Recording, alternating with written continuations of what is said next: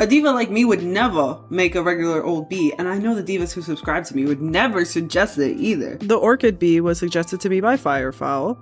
Thank you, random citizen. And yes, I've always been keeping notes of y'all's suggestions, and this is going to be the first part of my series where I randomly pick one of your suggestions to make. But I'm sure since you follow me on Instagram or TikTok, you already knew that. Unless you hate me. I made this tinfoil base and I wrapped it with clay, and as you can see, I didn't like it. I don't remember why. Okay. Anyways, I made an updated thorax and abdomen because I'm assuming the first pass gave me bad vibes. I'm assuming it tried to force me to control a robot that holds the spirit of my mother or something. Was that reference too niche? Let me know in the comments! So I'm making the face, and this little freak has a face that looks like a pig, and I mean that non-derogatorily. So I make room for those massive bee eyes, and then I stop the eyes from wrapping around the entire head like I was doing because I finally remembered to check the reference photo. And if we had to take a shot every time I remembered to check the damn reference photo, not even for this specific bug, but just in general, this would be the most cold sober, lame ass party of the millennia. For the funny mouthpiece, I made 4 logs for the perimeter. Then what I can only imagine is the snout. Here's a pic if you don't believe me. I also made the 3 ocelli, aka simple eyes that sit on top of the head and act like the bee's GPS to help it land safely by detecting UV light from the flowers and whatnot. So this orchid bee is about to get baked for the first time. Wish her luck. But before that, I just made some small details, and by some, I mean that one line you saw. And then I rubbed the whole thing with cornstarch to eradicate thumbprints and nudges and whatever before she baked, which also makes the clay feel so nice. Like, so nice. Then, you know me and my sicko behavior when it comes to sanding. So I did that almost unnecessarily because it's gonna be covered by rhinestones anyway. But whatever, let's say this is so that the rhinestones have a flat surface to sit on or something. But look, I'm not even making it flat anymore. Ref, stop her. I'm adding some clay ridges because that's what she has, okay? I don't make the rules. And once the ridges are on, I use my favorite tipped silicone tool to make the lines straight, and then I use various other tools to smoosh them all out. Then I did that multiple times, and voila, she's getting baked once more. Oh my gosh, Ref, do something! What is her problem?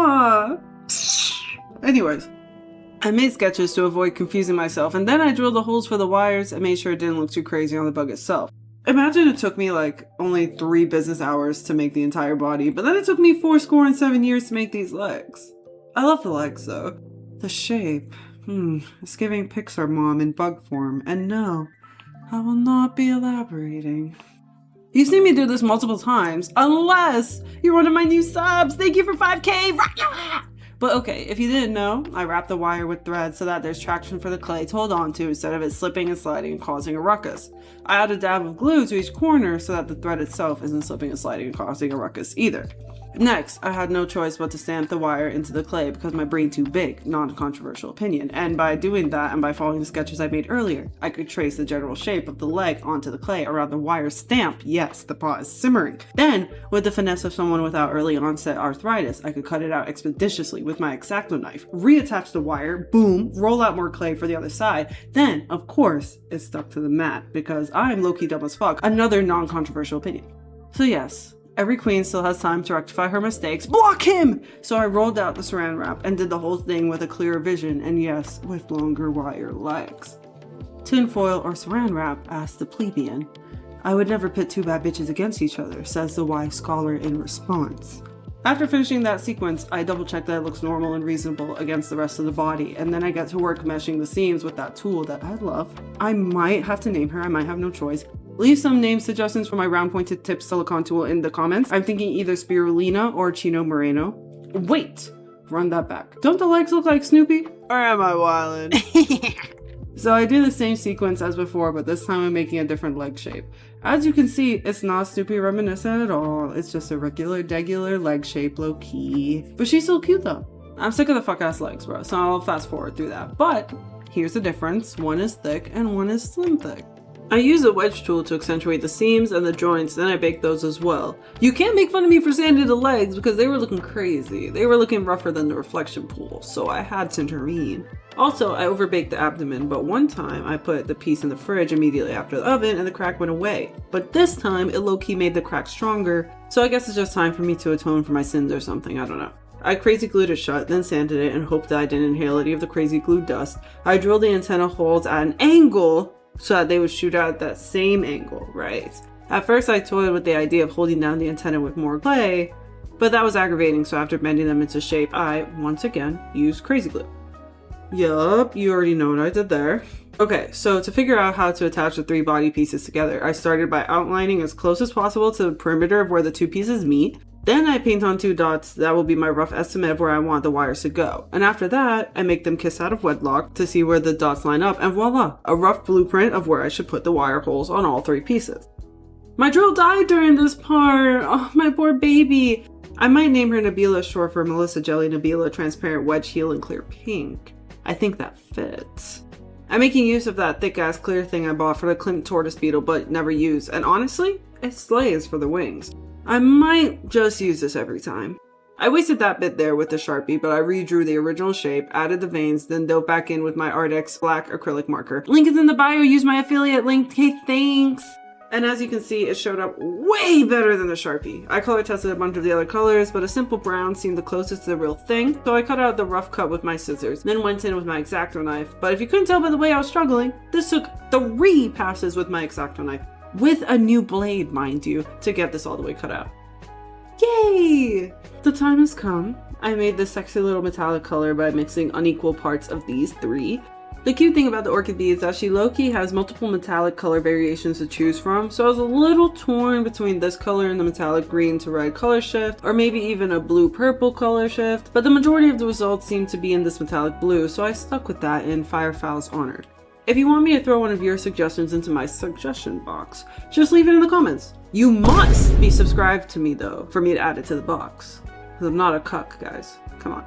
After painting the silly snout, I went ahead and glazed the whole thing with my Sculpey Glaze and connected all the pieces in anticipation for what we've all been waiting for. Good enough. But I had genuinely forgot about the wings, so I had to attach those too. I marked the edge, then pressed it to the side of the thorax to map it out a bit, and then I whipped out Nabeela, short for Melissa Nabeela Transparent Wedge Heel in clear pink, with this drill bit to slice some space for the wings with careful effort to not snap the drill bit because the puppy is thin. Luckily, once in, they fit snug like a rhinestone on Orchid bee in a rug. She also has shoulder pads that I completely forgot about, so I made those as well, which really ties the whole thing together, to be honest. I popped them off, baked them by themselves, painted in the seams, and went outside with my 36-watt UV lamp to give the wings a sturdy resin coating, which also worked in gluing the wings to the thorax. By the time I finished up outside, the shoulder pads were done getting baked, so I painted them, then completely forgot about them. Whoopsie daisy. I was just so excited to start rhinestoning. I didn't want to distract from the body too much, so I only outlined the top part of the wings with the dark rhinestone set. And this time, to get a little crazy, a little frisky, a little out there, I jumped on the rhinestone set that came with 5 different rhinestone sizes. I started with the Snoopy head legs just to get the hang of making all the sizes cohabitate nicely with each other before moving on to the body. It's kind of just like filling out a puzzle, and you quickly get the hang of picking out which size will fit perfectly amongst the others. I think it goes without saying that once I whip out the rhinestones, it's feeling kind. And because of that, anything I make with rhinestones turns into a cunty little diva. But I say all that to say that when I finished the top half of the thorax, with the bottom half of it untouched, I peep a little something because suddenly it looked like a 2000s hot girl at the mall in a feisty little crop jacket. And I knew that it was my civic duty to have her midriff showing. And I damn near gave her a belly button piercing because, you know, baby gotta match the mommy, if you know what I mean. But I managed to find restraint. Remember where I'm at, you know. And once I'm finished rhinestoning the abdomen and attaching the limbs via Krazy Glue and resin, I'm done. Thank you so much for getting me to 5K subs. It means so much to have you all on this journey with me. Next up is 10K subs by the end of the year. I'm speaking into existence. Thank you so much for watching, so much for subscribing, and overall for believing in me. Oh, last thing, I also used clay to hold the legs in place while I used resin to make sure that they would never ever move ever again. Okay, thank you, bye.